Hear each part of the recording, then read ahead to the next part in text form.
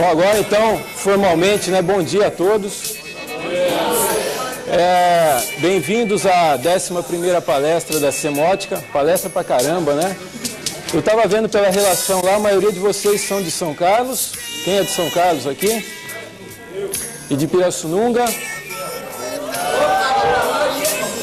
Mais alguém de alguma cidade exótica ou não? Bom, então bem-vindos à USP de São Carlos. Espera aí, pessoal. Só um fala, senão fica complicado aqui. Vai ter um momento que todo mundo vai falar junto, tá? Bom, deixa eu me apresentar, então. Meu nome é Antônio Ricardo Zanata, eu sou docente aqui do Instituto de Física de São Carlos, né? E todo ano eu recebo essa tarefa, esse desafio de fazer uma apresentação para vocês. E é um desafio agradável, eu espero que vocês gostem disso, né? No sentido que eu sempre procuro fazer umas apresentações de interesse geral. Então, muitas das coisas que a gente faz no laboratório são parcialmente incompreensíveis, até mesmo para a gente que trabalha no laboratório. A gente está sempre brigando com os experimentos, com os objetos que a gente tenta estudar, né? Então, eu acho que cai um pouquinho fora do objetivo dessas palestras informativas. Então, esse ano que eu preparei para vocês foi o mundo microscópico. Como sempre, eu gosto de começar discutindo com vocês, né, para depois não ser acusado de propaganda enganosa, né? O que esse título sugere para a gente, né? O mundo microscópico. O que será que é isso? Não sugere nada? Então eu posso falar qualquer coisa aqui que vocês vão ficar contentes hoje? Eu acho que tanto o título quanto essa primeira figura aqui já sugerem alguma coisa, né? Esse nosso amiguinho aqui, alguém já viu ele?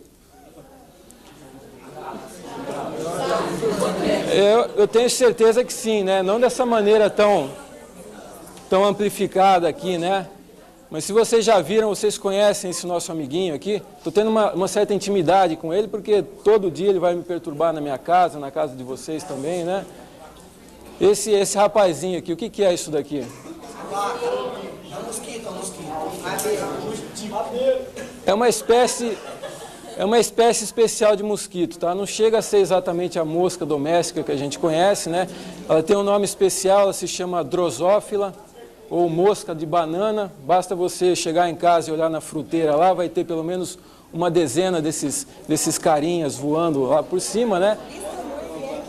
E é justamente essa a ideia desse bate-papo que a gente vai ter com vocês, né? Como que a gente consegue ter instrumentos científicos capazes de magnificar ou de amplificar uma imagem tão pequenininha que a gente mal consegue ver, não tem nem ideia de tantos detalhes assim, como que a gente consegue extrair esse tipo de imagem da natureza, né? Então eu procurei dividir esse bate-papo aqui em algumas partes principais para a gente se orientar, né?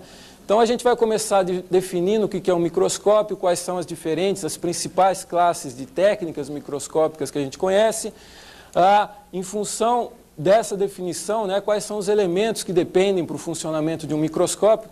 Basicamente seria radiação eletromagnética e visão, então a gente vai falar muito brevemente a respeito disso. Fenômenos envolvidos ainda no funcionamento de amplificação de imagens, né, que seria a refração da luz.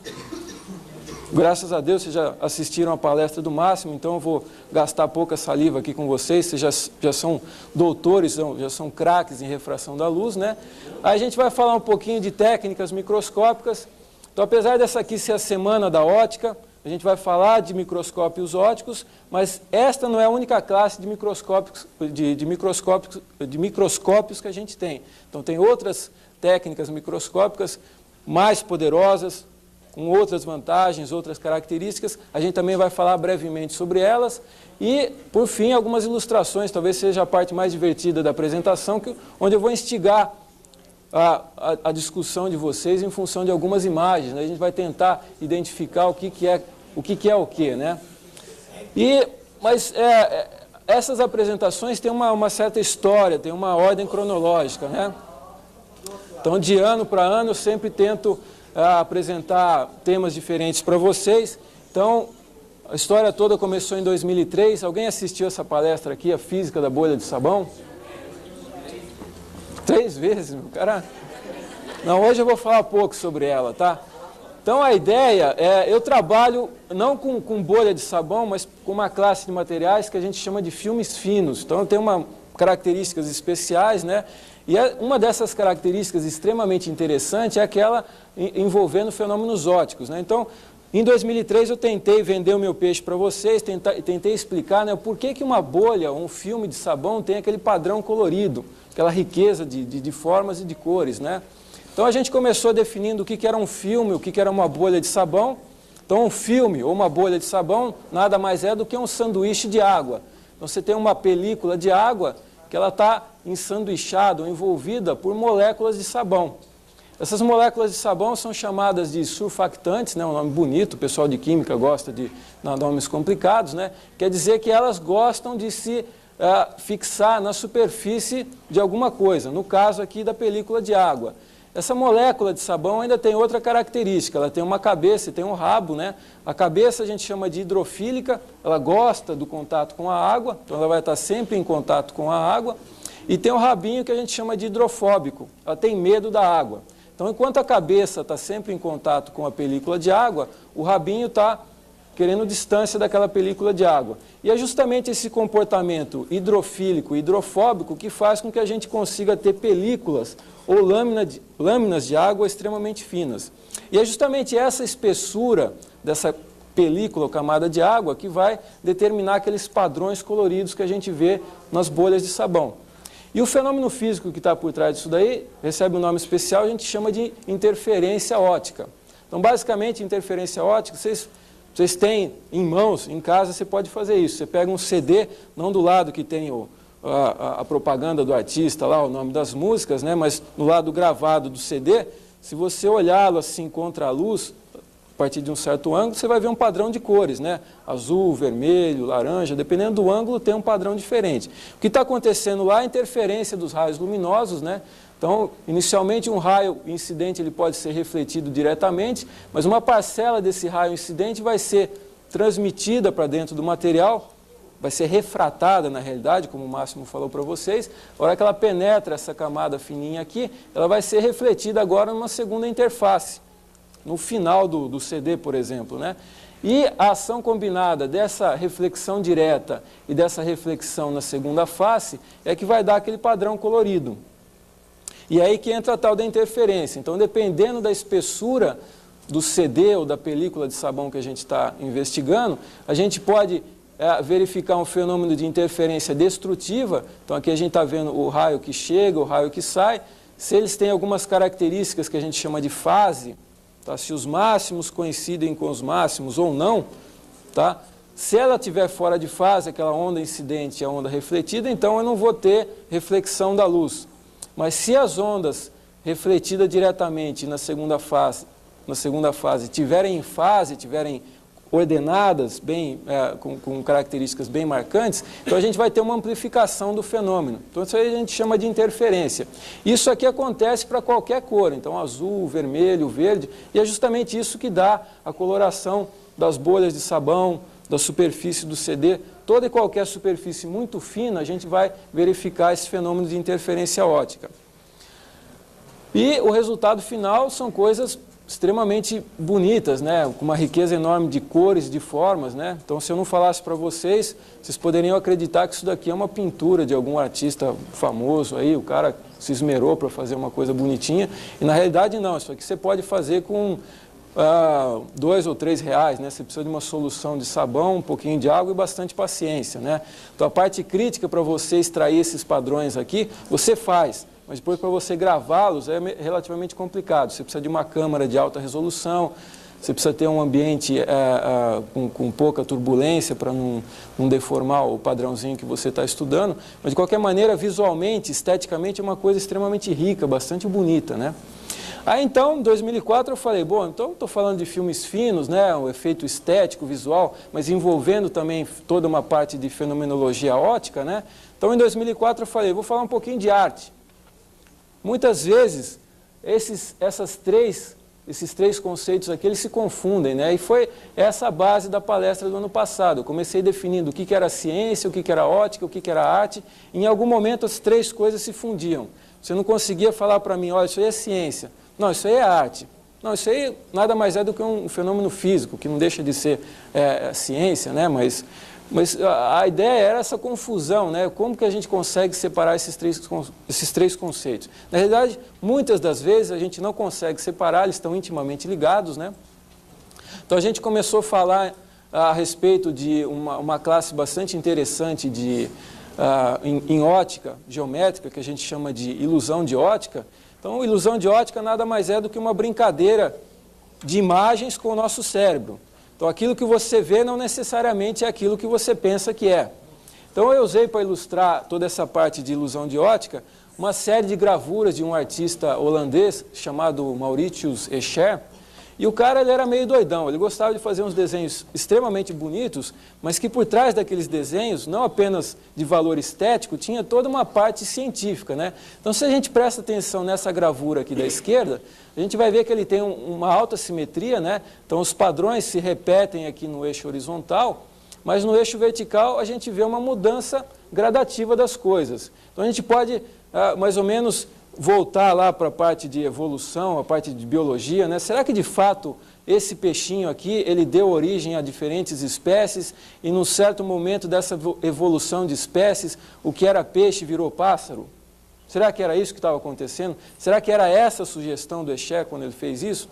Ninguém sabe, o cara já morreu, levou para a tumba o segredinho dele lá, né? Mas isso aqui instiga a gente a pensar esse tipo de coisa, né? Existem teorias de evolução que falam que de fato tudo partiu de um agrupamento de moléculas lá, né? Algumas melhor ou pior agrupadas foram gerando seres com diferentes características, né? Mas mais do que isso, a simetria, a alta simetria do processo, você vê que o cara não forçou a barra para fazer essa transição de peixe para pássaro, né? Então isso daqui é ciência porque tem simetria, remonta a gente a algum conceito de evolução na escala humana ou dos seres vivos, né? E não deixa de ser arte, porque visualmente é bastante agradável a gente ver esse tipo de gravura, né? Já na gravura da direita, a gente tem uma coisa, aparentemente não tem nada de estranho aqui, né? Tem um predinho meio esquisito aqui, mas tem uma queda d'água, né? Mas a gente está violando um princípio básico de conservação de energia. Vocês conseguiram identificar isso aí já? Então, para aqueles que não conseguiram ainda, vou começar aqui, ó. Então, tem uma queda d'água, né? Então, a água está caindo pela ação da gravidade. Caiu, então agora ela começa a correr aqui para a direita, sobe aqui um pouquinho para a esquerda, direita de novo. Voltou aqui no ponto inicial. Será que isso é possível? Fisicamente é possível fazer isso? Vocês podem tentar. Quem conseguir pode concorrer a prêmio Nobel, que é garantia que vai conseguir, tá? A gente está violando um princípio básico de conservação de energia. Se eu estou perdendo, ou melhor, perder não, estou transformando, né, energia potencial gravitacional em cinética, já era. Eu não consigo recuperar aquilo sem a injeção de energia nova no sistema. Mas o Escher, ele conseguiu de alguma maneira violar esse princípio de conservação de energia. E de novo, vocês conseguem identificar onde que está o problema, onde que está a sacada do Escher para violar isso daí? Onde que está? As torres, né? Então, de novo, a ilusão de ótica foi dada através do efeito de perspectiva. E ele enganou a gente a hora que ele inverteu os pés aqui das torres, das colunas, né? Então, se vocês prestarem atenção, é uma coisa bastante inteligente o que ele fez e aparentemente extremamente simples, né? E infantil até. Depois que eu conto o segredo para vocês, vocês falam, puxa vida, podia ter pensado nisso, né? Mas ele fez. E, de novo, a gente tem princípios físicos envolvidos aqui, tem uma parte artística, né? Isso daí brinca com o cérebro da gente, a gente olha, pensa que é uma coisa, na realidade é outra, isso é bastante divertido, né? Mas na realidade, o intuito da semana de ótica é explicar fenômenos ópticos. Então, a ilusão de ótica é um fenômeno óptico, mais voltado com a parte fisiológica do cérebro da gente, né?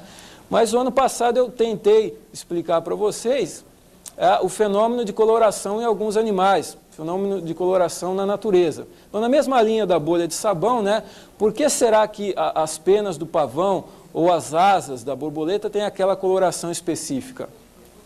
Chutes.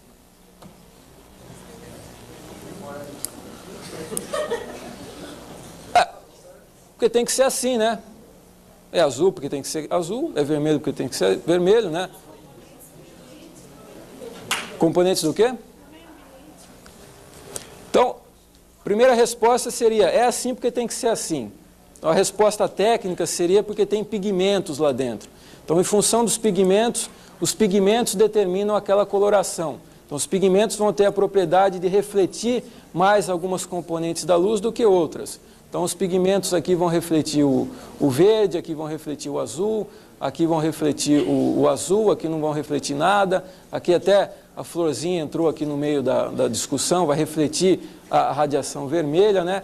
Então, a primeira resposta seria fatores químicos, né? Pigmento. A segunda seria o ambiente local. Então, como um mecanismo de defesa, cada animal vai ter uma coloração esquisitinha para alertar os predadores. Então, na natureza, geralmente, tudo que é vermelho alerta o predador, né? Então, ele vê, ó, isso é vermelho, eu não posso comer que vai me fazer mal. Ou algum outro tipo de cor aqui para o cara se camuflar no meio da natureza. Então, aspectos químicos, pigmentos, aspectos evolutivos ou de conservação da espécie, de camuflagem do ambiente, né? E a parte óptica, que seria o fenômeno óptico que está envolvido aqui, que tem um nome esquisitinho, chama-se iridescência. Já ouviram falar isso daí? Então, mais uma palavra nova para o nosso vocabulário.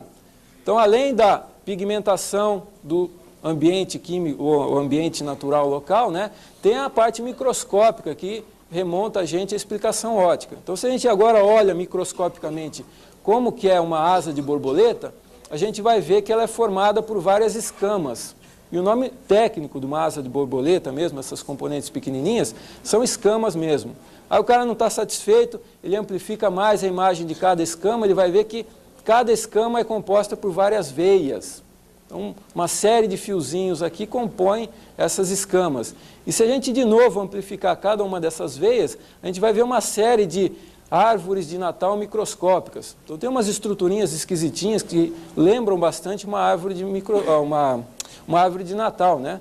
E aqui, de novo, a gente vai ter aquele fenômeno de interferência da luz. Então, da mesma maneira que a interferência na superfície do CD ou na bolha de sabão, a gente tem interferência óptica aqui na asa da borboleta e na pena do pavão. Só que a interferência óptica, nesse caso, recebe o nome especial de iridescência. Então, 2003, bolha de sabão, 2004, pouquinho de arte, né? E aí já me dei conta que muitos dos fenômenos ópticos, muitas das coisas que a gente vê na natureza, precisam de uma ferramenta para se enxergar mais a fundo aquilo lá. Então, as técnicas são as técnicas microscópicas, né? E aí a gente entra, então, agora no tema da palestra de hoje, né? Do bate-papo de hoje. Então, vou começar falando um pouquinho da história dos microscópicos, o que são as técnicas microscópicas, né? Eu gosto sempre de correr lá no dicionário e verificar se a minha definição daquela nomenclatura está correta, né? Então, microscópio seriam todo e qualquer instrumento que a gente usa para vencer as limitações da nossa visão convencional. Então, tudo aquilo que eu olho sem nenhum tipo de instrumento externo, né? Então não vale, óculos corretivo não vale. Se eu não usasse óculos, eu não enxergaria absolutamente nada. Então, óculos garante que eu tenho uma visão normal, comparável de vocês, né? Toda e qualquer amplificação que eu fizer nessas imagens vai receber o nome de microscópio. Microscópio muito simples, a gente chama de lupa. E microscopia são as técnicas que a gente utiliza, né? Ou faz uso delas, né? Através dessas ferramentas, desses instrumentos científicos, né? Então, historicamente, como que a coisa aconteceu? Então, isso aqui seria um dos primeiros microscópios que a gente conhece da literatura, né, da história, né? Isso aqui é do século XVII, né, 1600, e isso daqui é uma lupa. Então, aquela lupa que vocês compram na loja de R$1,90. Na época, os caras já sabiam fazer lentes, sabiam os princípios físicos envolvidos nas lentes, né? E eles montaram um esqueleto aqui para segurar a lente. Então, a lente está aqui, o olho do sujeito está aqui por trás, e ele prende o objeto aqui, o objeto que ele quer investigar, ele prende aqui no porta-amostras, vamos assim dizer. E é uma coisa relativamente refinada, né, no sentido de que ele tem um ajuste da posição da amostra que ele quer estudar. Mas a lente é fixa, isso quer dizer que a amplificação é fixa também, e ele não tem muitos recursos. Então, uma evolução natural disso daí foi fazer uma coisa muito parecida a uma lupa. Na realidade, isso aqui é uma lupa, tá? mas também tem função de amplificar as imagens, né? Então, da mesma maneira que a gente usa uma luneta, né, para olhar objetos distantes, na realidade a gente está aproximando ou aumentando as dimensões físicas do objeto que a gente tem interesse, né? O que tem de interessante aqui é que já é um sistema óptico composto, ele tem duas lentes, né? Ele tem uma coisa chamada de ocular, onde eu vou colocar o olho aqui para ver o resultado final, e uma outra lente na outra extremidade que a gente chama de objetiva, que vai estar próxima do objeto que a gente quer estudar. Então, além de eu ter um sistema com uma maior magnificação, já que é baseado em duas lentes, eu tenho a possibilidade de variar o foco, ou de variar a magnificação daquele sistema, simplesmente variando o comprimento desse tubo aqui. Isso aqui já tem um pouquinho da mão do Galileu, né, que foi um dos primeiros a propor a construção de lupas, lunetas, esse tipo de coisa. A gente está aqui em 1600 ainda, né? Então, o microscópio propriamente dito, da maneira como a gente vê hoje na escola de vocês ou nos nossos laboratórios aqui, ele foi desenvolvido em 1670 por um cara chamado Robert Hooke. Já ouviram falar dele? Na aula de biologia o pessoal fala muito, né, de célula. Então, o Hooke, lá em 1670, ele estava estudando a cortiça, né, a rolha que tampa lá as garrafinhas da época, né? Então ele queria entender por que tinha aquela estrutura, aquela conformação, e uma maneira de olhar aquilo lá seria a nível microscópico. Então ele bolou um sisteminha. Então ele já tinha a luneta anterior, mas era uma coisa relativamente desengonçada para se manusear, né? Então ele criou um suporte. Isso daqui foi então o esqueleto, né, o protótipo do microscópio que a gente tem hoje em dia. E diga-se de passagem, é um sistema relativamente complexo, né, porque ele tinha uma iluminação externa, né, à base de uma lamparina de óleo, tinha um sistema para homogeneizar aquela iluminação, tinha uma lente aqui para focar a iluminação, então quer dizer que o objeto que ele vai estudar, no caso a cortiça, está fixo aqui e está sendo iluminado por uma fonte externa, né? Depois ele tem uma lente inicial aqui chamada de objetiva, vai ter uma outra lente aqui chamada de ocular. Basicamente isso aqui é exatamente a mesma coisa da luneta, né? Só que agora está fixa, eu tenho um parafuso aqui para ajustar o foco e tenho um outro ajuste de foco que vai permitir magnificações ou amplificações da imagem maiores ou menores. Então esse aqui seria o esqueleto, né? 1670 já o microscópio da maneira como a gente concebe hoje em dia já estava praticamente formado. Aí o pessoal começou já a aprimorar esse sistema. Então isso daqui já é uma coisa um pouquinho mais avançada, tem um suporte, o sistema de iluminação já está fixo naquele mesmo suporte, eu tenho um estágio onde eu vou fixar a minha amostra, ele tem deslocamento lateral e vertical para facilitar a visualização da região que me interessa. Tenho de novo aqui a minha luneta, né, com a objetiva e as oculares, só que agora o cara não precisava fechar um dos olhos. Então ele conseguia olhar o sisteminha com os dois olhos abertos, né? Isso aqui em 1850 já. E finalmente aquilo que a gente tem, ou em casa, ou no laboratório. Isso aqui é mais ou menos uma peça de museu, mas é a conformação final do microscópio que a gente usa hoje em dia. Então aqui no final, ou na base do microscópio, a gente tem os elementos de iluminação da amostra, né? No caso, eu posso utilizar uma lâmpada ou um espelho para iluminar a amostra, um conjunto de lentes para iluminar uniformemente aquela amostra que me interessa, eu tenho um estágio aqui, um suporte mecânico para a amostra, e o interessante está aqui, né? Eu continuo tendo as objetivas, mas agora eu tenho opções de variar as objetivas. Então eu consigo ter uma variedade maior de amplificação de imagens. Tá? Então um jogo de objetivas, a ocular aqui em cima, ajuste de foco, isso aqui já 1930. Até que finalmente o pessoal, para vender os produtos, tem que incrementar cada vez mais o produto, né? Então aqui a gente já tem um microscópio científico já de última geração. Então o que a gente tem aqui? Os elementos ópticos são exatamente os mesmos, os princípios físicos são exatamente os mesmos, né? A gente tem o sistema de iluminação aqui embaixo, tem as objetivas aqui, uma série maior de objetivas, tem a ocular aqui em cima, então eu posso visualizar em tempo real com os meus próprios olhos aquilo que está acontecendo. A novidade fica por conta de uma série de recursos para a gente arquivar ou armazenar aquelas imagens. Então eu posso gravar com câmeras de vídeo, eu posso fotografar numa câmera Polaroid, ou eu posso olhar numa telinha parecida de televisão, aquilo que está acontecendo lá.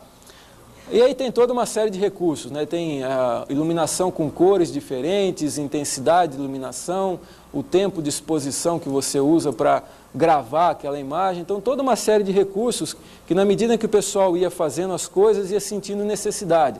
Pô, mas se eu tivesse uma câmera de vídeo aqui, seria legal, né? Então, não seja por isso. Vamos fazer um buraquinho aqui, colocar um espelho, uma lente ali, colocar uma câmera de vídeo e assim sucessivamente. Então, isso aqui seria já um microscópio científico já na nossa década aqui no 1998, né? Relativamente recente isso daqui, né?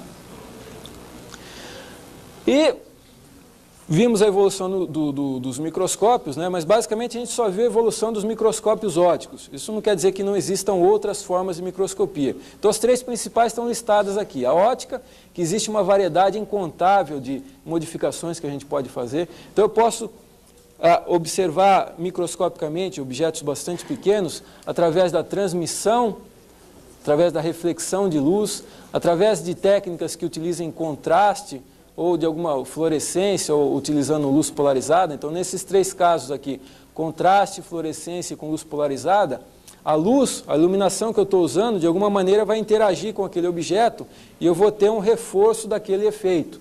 A gente vai ver com um pouquinho mais de detalhe mais para frente, né? Mas aqui, a lista que a gente tem para as técnicas de microscopia óptica são infindáveis, tá? Não é simplesmente você magnificar ou amplificar a imagem, isso aqui.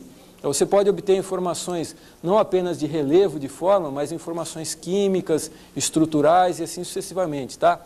Outra técnica bastante utilizada, que a gente não falou nada da história delas, seria a técnica de microscopia eletrônica. Então, essa aqui se baseia na radiação luminosa, na luz, né? Essa aqui se baseia na utilização de cargas elétricas, mais especificamente de elétrons. E, de novo, as principais são a de varredura e a de transmissão. Então, de transmissão, os elétrons vão atravessar o material que você está querendo estudar, e a de varredura, ele vai vasculhar a superfície do seu material de maneira a encontrar relevo, né? Então, acreditem ou não, o microscópio eletrônico de varredura é uma versão bastante rudimentar do televisor que vocês têm em casa. Então, o televisor tem um feixe de elétrons que está impressionando a tela lá.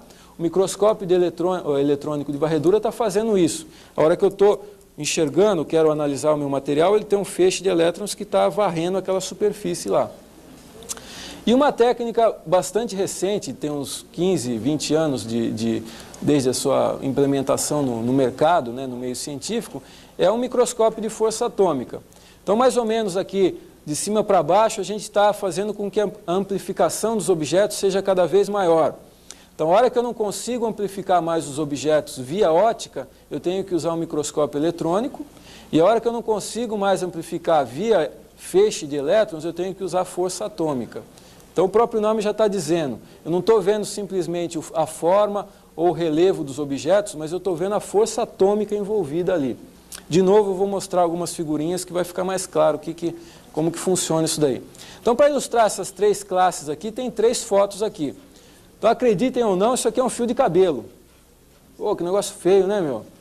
Isso aqui é um fio de cabelo normal, não é de uma pessoa doente, não. É assim mesmo que ele se parece, tá? Apesar de ser feio, né? Então, macroscopicamente, da maneira como a gente vê na cabeça dos nossos amigos, é agradável, bonitinho, né? Mas microscopicamente é uma coisa meio asquerosa.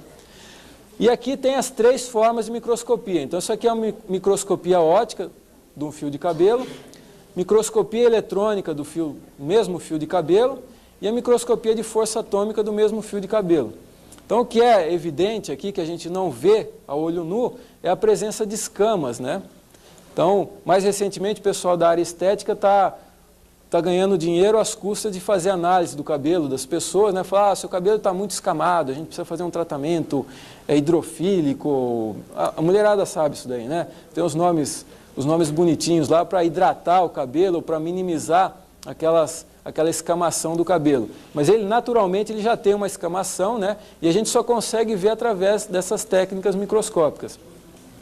E aqui, só para ilustrar que cada uma dessas técnicas aqui, investigando exatamente o mesmo sistema, vai dar informações diferentes para a gente, tá?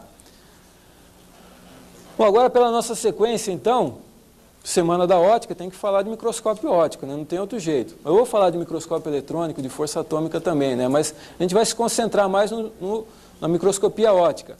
E a essência da microscopia óptica, o que faz com que eles funcionem, são esses dois elementos aqui, né? Radiação eletromagnética e o detetor que a gente tem, ou a visão nossa, né? Então, radiação eletromagnética, a gente já conhece lá do colégio, né? Nada mais é do que a combinação de campos elétricos e magnéticos, daí que vem o nome, né? Eletromagnético. A gente não vai entrar muito em detalhe, mas isso aqui é luz. A microscopia óptica está baseada na luz. A luz é uma onda eletromagnética. E a forma de detecção da microscopia óptica é a nossa percepção visual. Então, isso aí depende do nosso olho, né? Da fisiologia do olho. Se a gente olha aqui para a radiação eletromagnética, não é simplesmente luz, por isso que eu fiz questão de colocar uma transparência específica. Então, radiação eletromagnética não se limita simplesmente à radiação visível, luz da maneira como a gente concebe.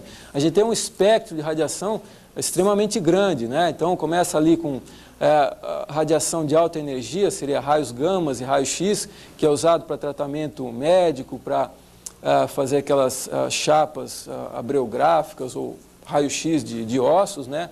Se a gente diminui a energia, a gente chega já na faixa do ultravioleta, que o pessoal gosta bastante para ter a pele bronzeada, né? Continua diminuindo a energia, a gente chega na radiação visível, que é uma fatia, uma fração ridiculamente pequena de todo o espectro eletromagnético, né? Então, vocês percebam que com os nossos olhos, né, toda a variedade de formas de radiação que a gente está perdendo na natureza, né? Então, os nossos olhos são sensíveis simplesmente a essa fatiazinha aqui, né? Se a gente continua caminhando para a esquerda aqui, diminuindo a energia, a gente vai ter uma radiação chamada de infravermelha.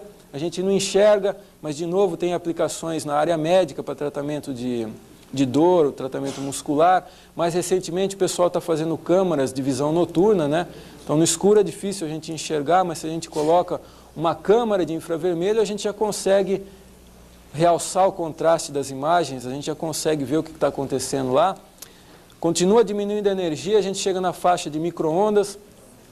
Quando fala em micro-ondas, o pessoal já lembra do horário do almoço, micro-ondas, vou comer daqui a pouco, né? Então, o forno de micro-ondas está trabalhando nessa faixa de frequências ou de energia, e os telefones celulares também trabalham nessa faixa de frequência aqui. E continua ainda diminuindo a energia, a gente vai chegar nas ondas de rádio, nas ondas de TV e assim sucessivamente, tá? Então, essa transparência aqui, esse slide, foi simplesmente para ilustrar a fatia ridícula de radiação que os nossos olhos conseguem detectar, tá? E dentro dessa fatia tem aquelas cores básicas que a gente se utiliza, né? Então, as três cores básicas seriam o vermelho, o verde e o azul. Em função dessas três cores, a gente consegue construir todas as demais, né? Então, a combinação, a mistura dessas cores em diferentes proporções vai dar o amarelo, o laranja e assim sucessivamente. E é isso que os nossos olhos enxergam. Então, todo e qualquer instrumento óptico, microscópio, lupa, luneta, tem que respeitar esse tipo de informação aqui. Se a gente quer implementar, melhorar um pouco mais aí nos nossos microscópicos, a gente tem que levar em conta algumas informações que a luz, a radiação visível, aquela que é sensível aos nossos olhos, algumas informações que elas carregam, né?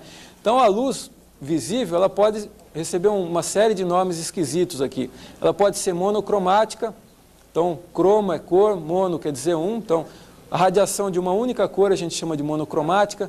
Se já tiver uma mistura, uma bagunça de cores aqui, a gente chama de várias cores ou policromática. Então, os nossos microscópios podem lançar mão desse tipo de recurso para realçar, contrastar ainda mais as nossas imagens, né? Aquela luz, radiação visível, ela ainda pode ser linearmente polarizada, ela toda organizadinha, né? Aqueles campos elétricos e magnéticos, a gente pode, de alguma maneira, orientá-los, ordená-los, ou então ele pode ser completamente não polarizado, todo bagunçado. De novo, isso aí vai causar um realce na imagem. A radiação pode ser coerente, todos eles estão com os máximos e os mínimos alinhados, ou pode ser não coerente, está tudo bagunçado aqui. Ela pode ser colimada, todos eles apontam para a mesma direção, com o mesmo sentido, né? Ou então pode ser divergente. Então, todos esses são características da radiação visível que, se a gente acopla no nosso microscópio óptico, vão realçar aquela informação, aquela imagem. Então, essa é a parte de radiação eletromagnética, né? Agora vamos falar um pouquinho de visão, né? Aquilo que a gente precisa para conseguir absorver aquela informação. Então não é uma aula de biologia, né? Mas a gente se sente obrigado a falar, porque mesmo aqui no olho existem elementos ópticos, né?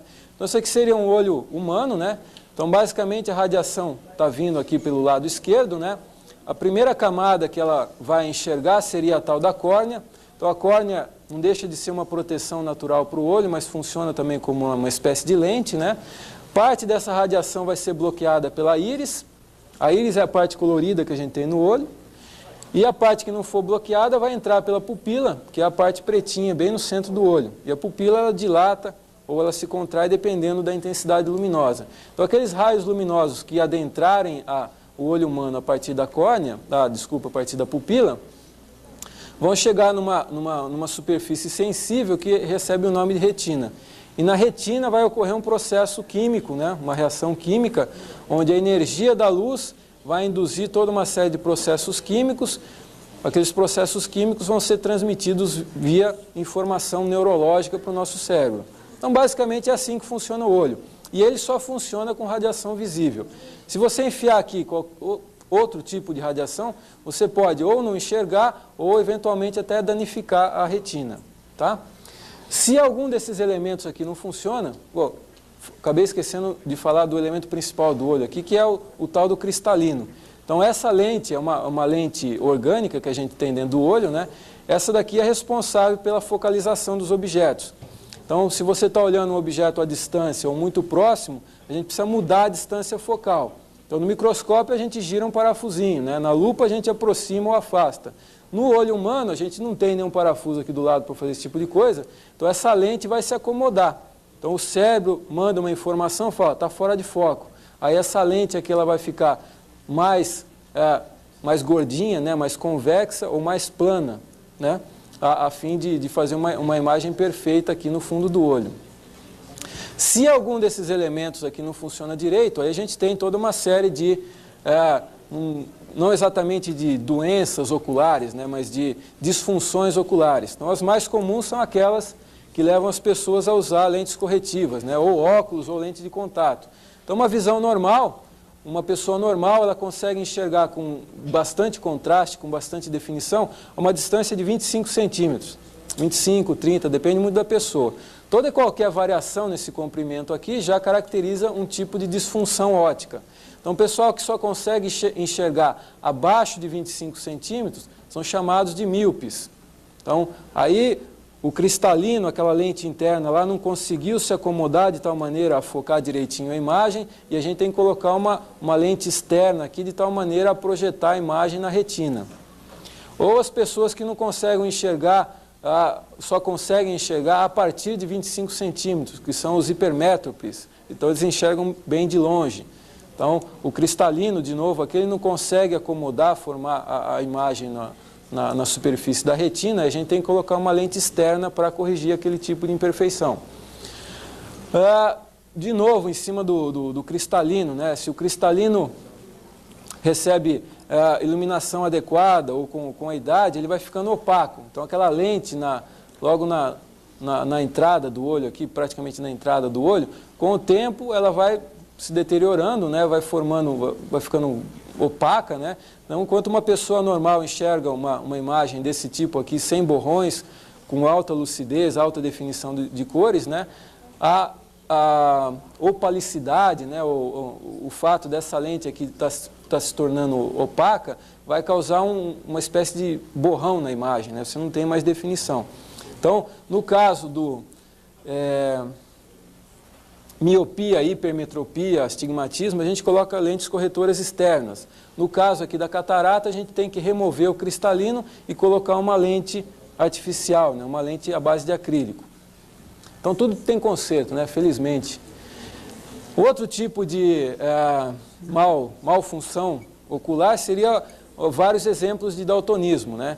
Então tem aqui alguns exemplos aqui. Então as pessoas normais elas vão enxergar isso daqui, né? Então, vamos fazer um teste rápido aqui. Então, todo mundo tem que enxergar aqui em cima o número 2723. Todo mundo está vendo isso? Bom, então, quem está vendo vai procurar um oculista que está com problema, né? É só contar as bolinhas, exatamente. Então, o pessoal daltônico tem uma certa dificuldade de identificar ou de separar as cores.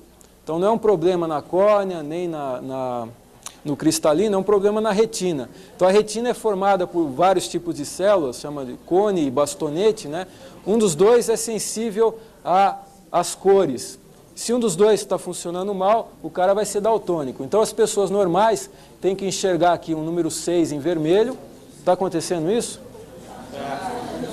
Ou então o número 74 aqui, meio azul, meio amarelo aqui embaixo. É meio verde, né? Verde e amarelo, isso. Preciso procurar o oculista. E aí, se o fundo da retina, se os cones ou os bastonetes não estão funcionando direitinho, o cara vai enxergar dessa forma aqui. Então, dependendo do tipo de visão que ele tem, recebe um nome característico e tem um tipo de tratamento. Então, isso aqui é um teste bastante simples, é mais para brincar simplesmente, né? Se a gente identifica algum tipo de anomalia, vocês têm que procurar um oculista, um oftalmologista para ver o que está acontecendo, tá? A ideia não é fazer um diagnóstico clínico aqui de vocês, simplesmente para ilustrar esse tipo de fenomenologia que a gente verifica, né? Então, uma coisa que eu devia ter falado logo no começo, eu não falei, né? Então, todas as figuras, as imagens que eu estou mostrando para vocês aqui, eu peguei de um site. Então, a internet é uma maravilha, né? Vagabundão que nem eu lá, vai lá, em meia hora faz a apresentação, né? Então, no final da apresentação, eu vou colocar o endereço desse site aqui, as pessoas interessadas depois vão lá. Tem muito mais do que sobre microscopia óptica, fenômenos de visão, um site bastante bacana. O único porém é que é em inglês, né? Então, a gente tem que treinar um pouquinho o inglês para conseguir aproveitar esse tipo de informação. Então, a gente falou um pouquinho da história do microscópio, visão, radiação eletromagnética. Agora, do que depende o funcionamento dos microscópios? Qual que é o princípio físico por trás daquilo lá? Seria justamente a refração da luz que vai causar a amplificação ou a magnificação das imagens, né? Então, a refração da luz, o Máximo já falou com vocês, né? Seria um desvio da imagem, né? Então, na realidade, aqui esse canudinho não está quebrado, né? Mas a hora que os raios luminosos estão emergindo a partir da água, dá a impressão de que eles estão partindo de um lugar diferente. Então, isso aí a gente chama de refração da luz. Esse é o princípio de funcionamento dos elementos ópticos, das lentes. Então, esse desvio intencional dos raios luminosos faz com que a imagem seja diminuída ou com que ela seja amplificada. Então, a palavra-chave aí para magnificação ou amplificação da luz seria a refração da luz. E a refração da luz também é responsável pela decomposição das cores. Então, pessoal, aquela brincadeira que a gente faz com um prisma de vidro, né? Se eu injetar a luz branca de um lado de um prisma, eu vou conseguir separar todas as componentes coloridas dele. Então, o princípio físico que está aí por trás é a refração da luz. Então, a refração da luz, além da construção de elementos ópticos, tem toda uma série de processos interessantes, né? Então, parece que a imagem está numa posição, mas na realidade ela não está. Então, isso aqui seria a refração convencional. E tem uma refração que recebe um nome especial que a gente chama de miragem.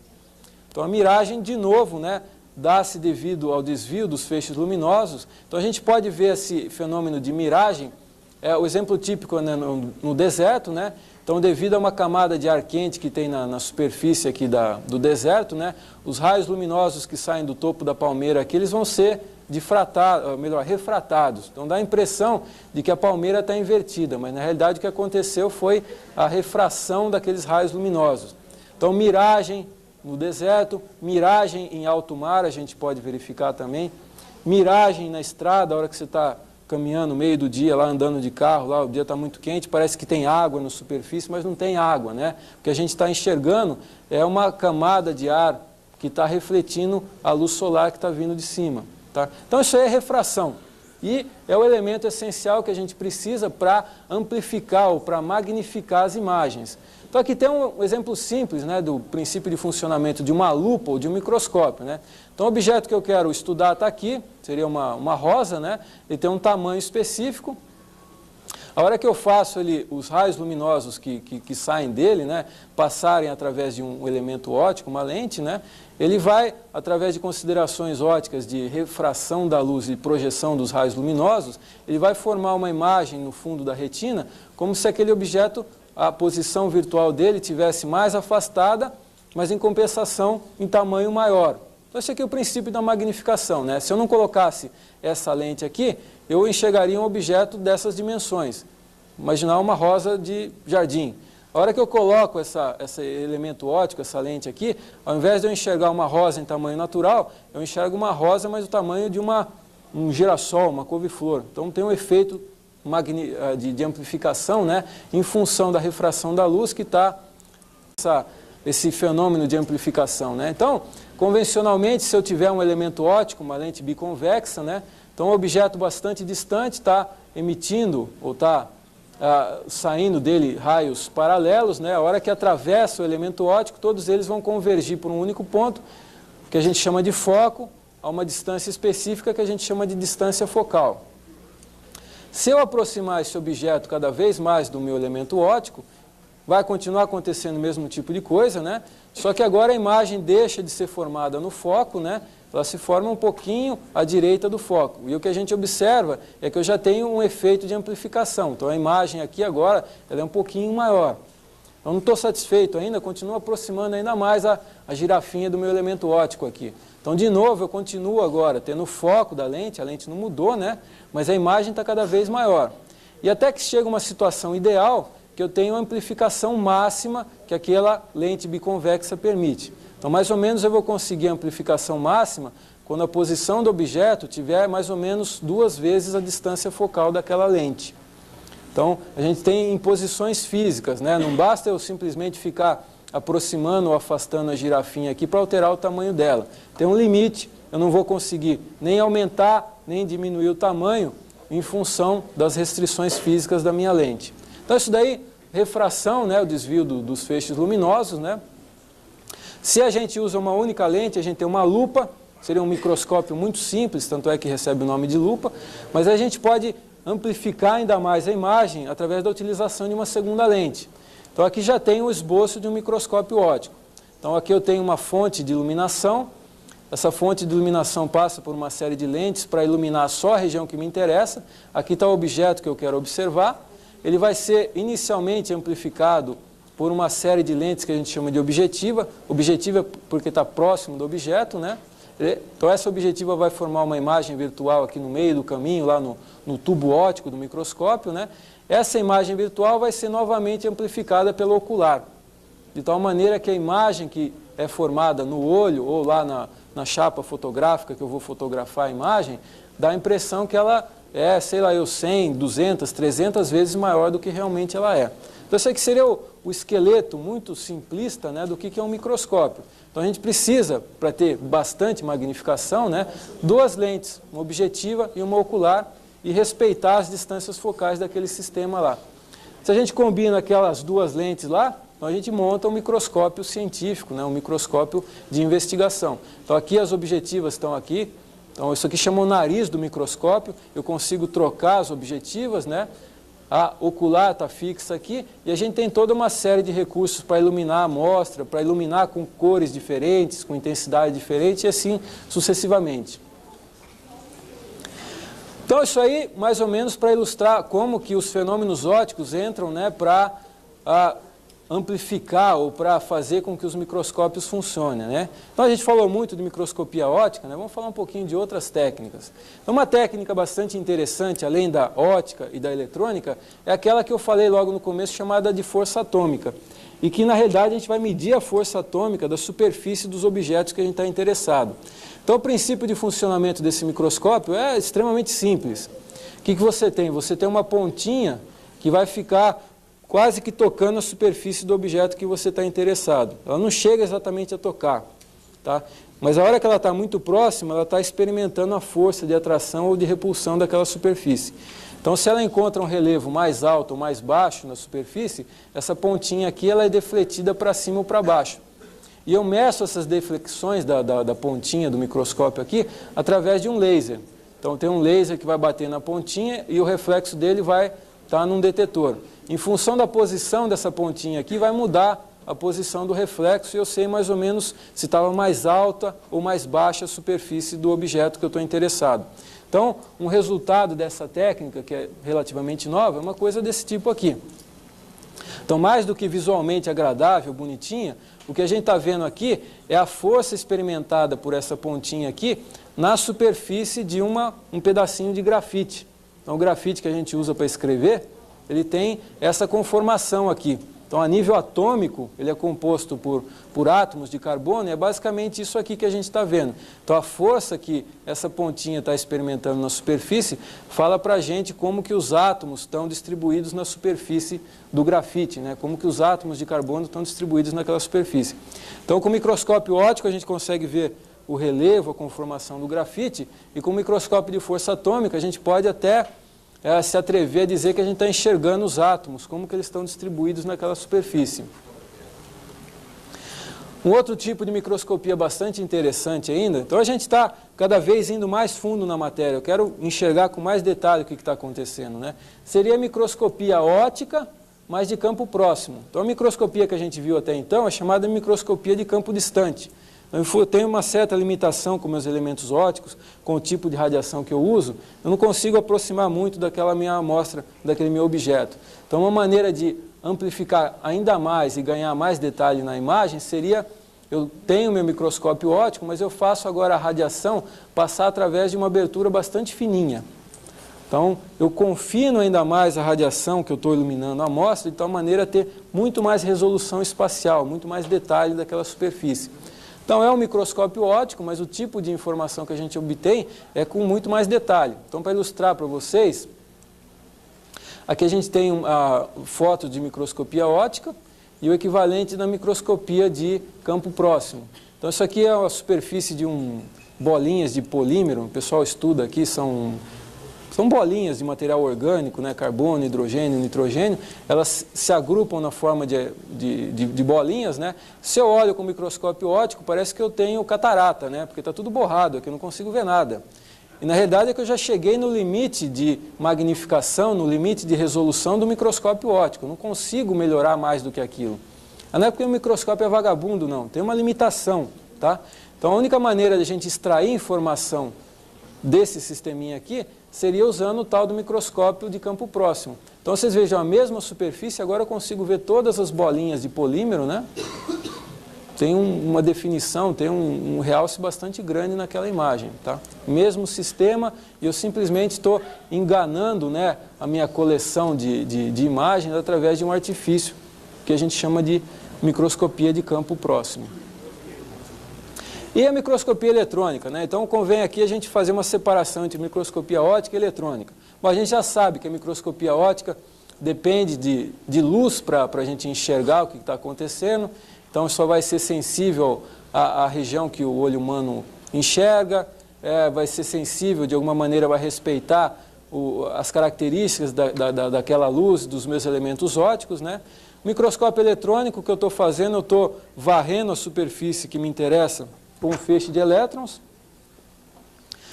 Então, para cada ponto, um feixe de elétrons tem uma resolução muito maior do que a área iluminada aqui como um todo. Eu vou montando aqui como que a reflexão daqueles elétrons se deu naquela superfície.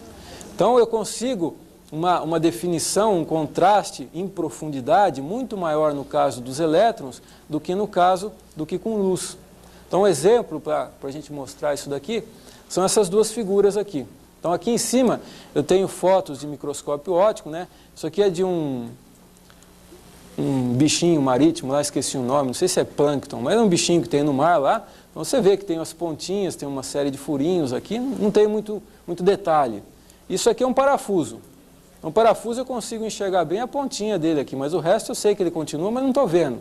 Então, a maneira da gente ganhar a imagem em profundidade, né, não simplesmente nesse plano, que seria o plano focal daquela minha lente, seria usar elétrons ao invés de luz. Então, os mesmos dois objetos agora, enxergados por microscopia óptica e agora por microscopia eletrônica, vocês vejam a clareza que a gente tem de informações. Então, eu sei que aquele bichinho lá é uma bolinha, ele está entrando aqui para o interior do meu sistema, eu consigo ver melhor aqueles espinhos que ele tinha, aquelas barbataninhas que ele tinha lá, né? Aqui a mesma história é o caso do parafuso. Então, as mesmas duas peças, né?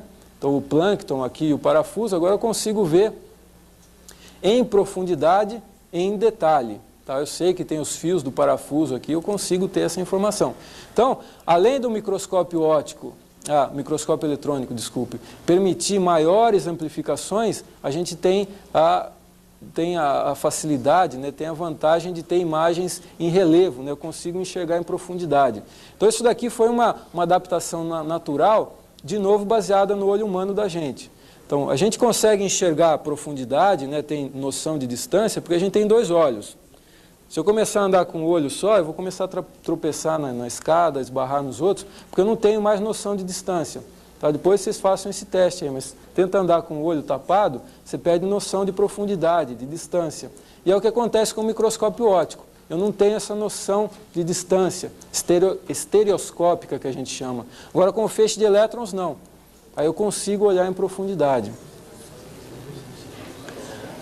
Então agora, algumas ilustrações, né, com a microscopia óptica, já que a gente consegue ver em profundidade, vamos ver o quanto a gente consegue ir, né, com microscopia óptica. Então aqui a gente está olhando a cabeça de um alfinete, aquela que o pessoal usa para costurar, né? Isso aqui, esse mesmo tipo de imagem eu consigo, isso aqui é microscopia eletrônica, mas eu consigo com microscópio óptico, né? Não com essa riqueza de profundidade, né? Então aqui vezes 45 vezes, vezes 100 vezes, o microscópio óptico está fazendo isso, mas sem profundidade. Agora eu estou fazendo aqui 350 vezes, 1000 vezes, o microscópio óptico também faz isso daqui, estou mostrando o microscópio eletrônico. 1000 vezes para frente, o microscópio óptico é cegueta, ele não consegue enxergar mais.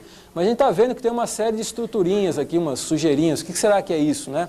Se a gente continua com o microscópio eletrônico, a gente vai ver que é uma colônia de bactérias, né? Então a gente consegue ver como elas estão distribuídas, o tamanho médio dela. Então aqui a gente já está amplificando 3000 vezes, aqui 5000 vezes. O cara não estava contente ainda, ele chegou ainda mais. Aqui 30.000 vezes, 70.000 vezes, aí você consegue olhar em detalhe cada uma daquelas bactérias individualmente. Então aí já entra a parte científica, né? Então a microscopia não é só para a gente fuçar, olhar coisas pequenininhas, né? Mas tem uma aplicação, tem um interesse, né? Então a hora que o pessoal de biologia que está desenvolvendo fármacos ou remédios especiais, se ele tivesse informação, mais do que informação de morfológica, o formato da bactéria, se ele tiver uma informação química, que o microscópio eletrônico também dá, então ele começa a estudar aquele sistema, começa a interagir com ele de tal maneira de bolar, né, de criar coisas novas. Então isso é microscopia eletrônica. Eu não quero desdenhar da microscopia óptica, mas ela é muito mais potente, né? A gente consegue amplificações muito maiores, né? Mas tudo tem os seus lados bons e ruins, né? E por fim, né, o pessoal já tá com formiga no assento aí, talvez a parte mais divertida, né? Vamos discutir algumas ilustrações aqui, vou mostrar algumas fotos para vocês, vocês vão tentar adivinhar o que que é. O que vocês acham que é isso aí? Bolha de sabão de novo, meu? Tá escrito ali, né, meu? Não tem graça. Então, acabei de falar de microscopia óptica, mas a microscopia óptica, mais recentemente, ela é muito usada numa parte da ciência chamada ciência forense. Já ouviram falar nisso? No Brasil, acho que não tem ainda, mas seria uma parte da polícia técnica, né, para descobrir, desvendar crimes. Então, aqui com microscopia óptica, usando técnicas especiais, luz apropriada, intensidade apropriada, o cara consegue ver se um objeto tinha nitroglicerina, que é uma espécie de explosivo, se tinha nitrato de potássio. Então, o sujeito que matou o outro com uma arma de fogo, né, fica um depósito de pólvora na mão dele. Essencialmente é nitrato de potássio. Se você raspar a parte externa da pele, você vai identificar o nitrato de potássio. Aqui seria testes de DNA, ou a superfície da faca para saber se ela tem vestígios de sangue ou não. Então, isso é uma parte da ciência chamada ciência forense, né, que a gente usa microscopia óptica para desvendar crimes. Aqui agora a gente só tem microscopia eletrônica. E é bom chamar a atenção o seguinte, microscopia eletrônica não dá imagens coloridas.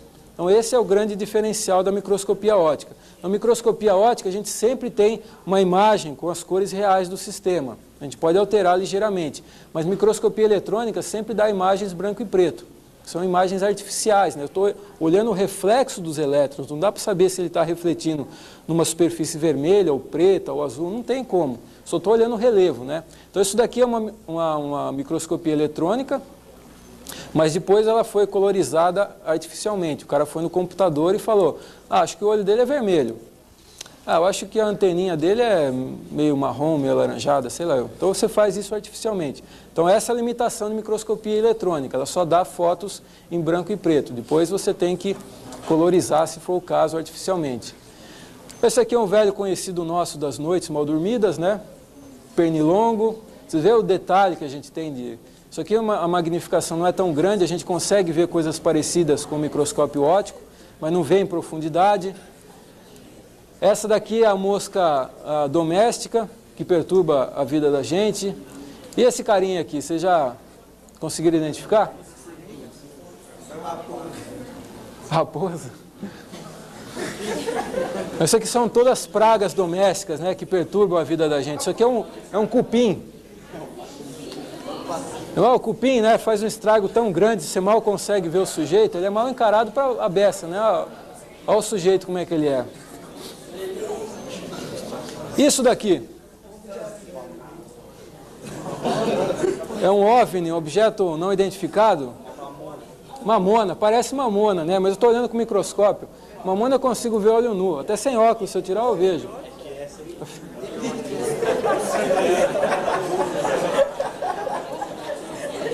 É o filhote de mamona. Vou dar uma dica para vocês. Esses carinhas aqui são da mesma classe. Todos eles recebem o mesmo nome, só que são de espécies diferentes. Vocês já ouviram falar de pólen? Aquilo que a abelhinha leva de uma flor para outra para polinizar ou fertilizar as plantas. Então são diferentes formas de pólen. Até que tem um aqui bastante bonitinho, né? Então, cada espécie vegetal tem as suas características, então era de se esperar que ela tivesse pólens diferentes, né? Isso aqui agora.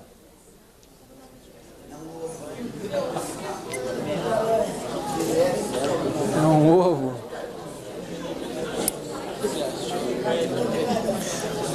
É o mesmo pólen anterior que eu peguei lá, só que eu misturei com outras coisas para confundir a cabeça de vocês, não é? Isso daqui é o fluido sanguíneo. Então a gente consegue ver esse tipo de imagem aqui com microscopia óptica. Então aqui estão as células vermelhas, né, os leucócitos. Aqui estão, as hemácias. Aqui estão os leucócitos, né, que são os glóbulos brancos, né? Mas se eu quero olhar em detalhe cada uma dessas estruturinhas, eu preciso ir para o microscópio eletrônico. Então, de novo, a gente pode usar a microscopia agora para a detecção de doenças, algum tipo de enfermidade, tá? A gente faz contagens, né? A hora que você faz exame de sangue, o cara vai fazer contagem de glóbulos brancos e vermelhos. Isso aqui agora, o que será que é? Já está próximo. De novo, é tudo a mesma coisa, tá? Só que de espécies diferentes. Tá? Acreditem ou não, isso aqui é a superfície da grama. Tá? A minhoca está perto da grama lá. Então você tem uma série, o que a gente vê olho nu na grama é uma série de pelinhos, né? Uma espécie de penugem, né? Mas a penugem está suportada por essas estruturas aqui. Tá? Isso aqui é a grama. Isso aqui agora, é o cabelo. Você está manjado, né? Agora, por que tem cabelo diferente aqui?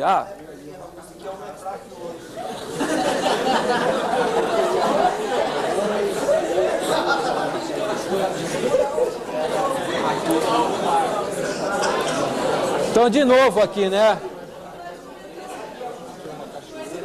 Então, tudo aqui é cabelo, visto com microscópio eletrônico.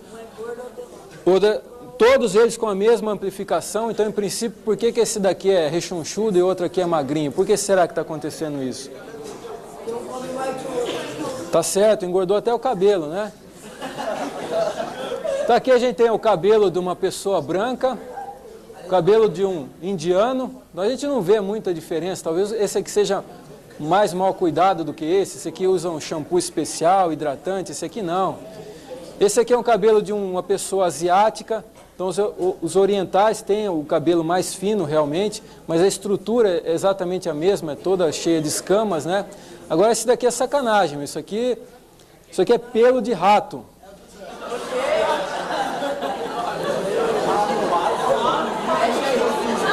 Tá?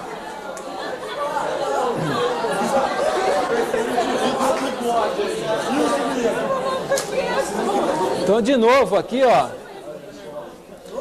a gente pode usar essas imagens aqui naquela parte de investigação forense, né? Se a gente obtém vestígios de pelo na roupa ou no cadáver, lá você pode ver se é de pessoas diferentes. Aí depois o cara pode fazer um exame de DNA, a partir do DNA do cabelo, então da saliva, que você consegue identificar as pessoas, ou você já exclui diretamente, fala, isso aqui não é pelo de gente, isso aqui é um cabelo de rato, né? Então descarta já toda a parte de investigação consequente.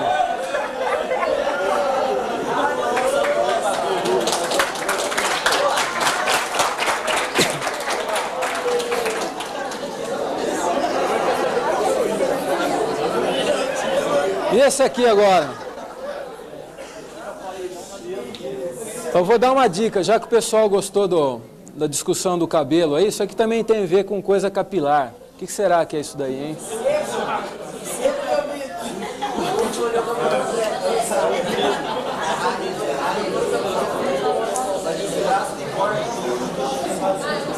Isso aqui parece uma ponta de agulha de injeção, né? Mas é muito menor do que uma agulha de injeção isso aí. Vamos começar por esse último aqui, ó. Esse último aqui é um grande transtorno para o pessoal que tem cabelo comprido. Então volta e meia aparece um nó no cabelo, não aparece? É isso daqui, ó. Você vê o capricho da natureza para dar um nó tão bem feitinho. Tanto é que não tem jeito, não tem como desfazer o nó, você tem que cortar e jogar fora. Você vê que o nó é uma coisa relativamente complexa, né? E esses outros dois aqui?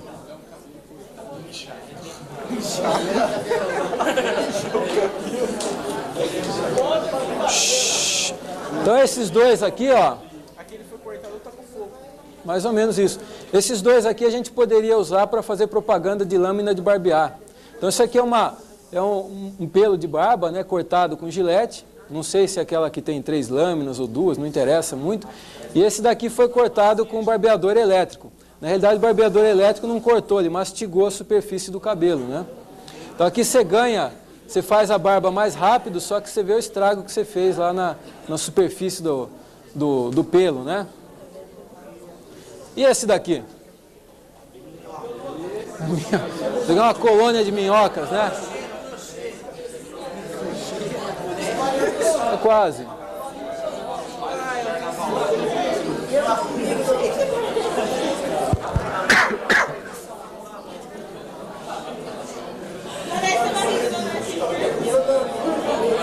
Então a gente parou de falar de cabelo já, não tem perigo, isso aqui não é cabelo de ninguém não, tá? Isso aqui eu tenho certeza que pelo menos metade de vocês tem ou na mochila, ou no tênis, ou em alguma peça de roupa aí.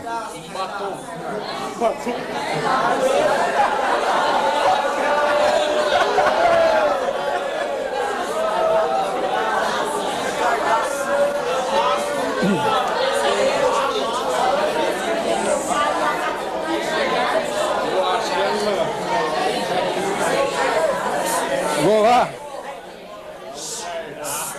Vocês já ouviram falar em velcro? E vocês já se perguntaram como é que funciona o velcro? Então esse daqui é o velcro. Esse aqui é uma das superfícies do velcro. Então o velcro ele sempre tem uma superfície que é bem áspera e outra que é bem macia, né? Então essa aqui seria a superfície áspera do velcro. E aqui quando ele está encostado. Então o velcro é microscopicamente o que está acontecendo, você tem uma série de ganchos que se enroscam em outros fios. Na hora que você encostou, você promoveu o enroscamento, né? E a hora que você puxa, você está separando as superfícies.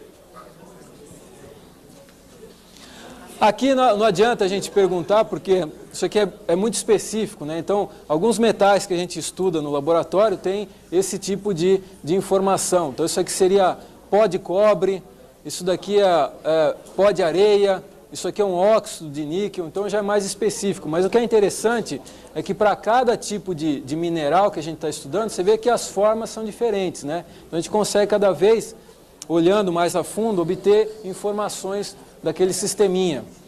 Isso daqui também é um mineral. Isso daqui é a superfície do diamante. Então, diamante natural, que o pessoal gosta de fazer anel, brinco, esse tipo de coisa. Isso aqui é a superfície do diamante.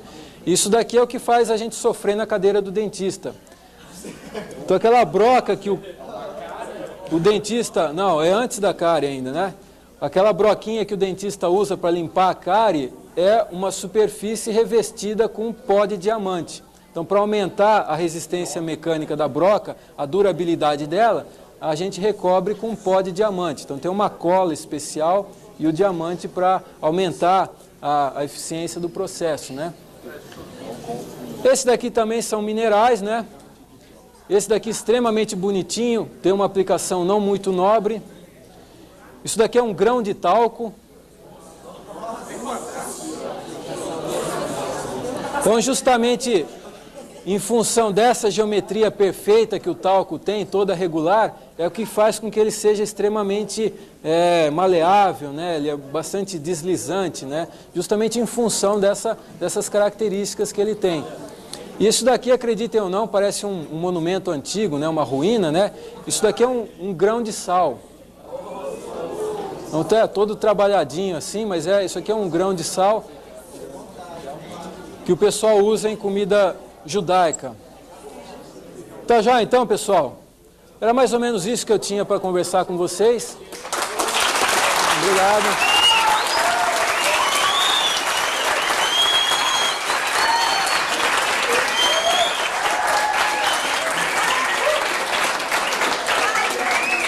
Bom, obrigado. Então, se vocês tiverem alguma dúvida, comentário, a gente pode discutir aqui agora. Ou se vocês quiserem alguma informação, o site, eu vou voltar no site. Esse aqui é o meu e-mail para vocês escreverem para mim, tá?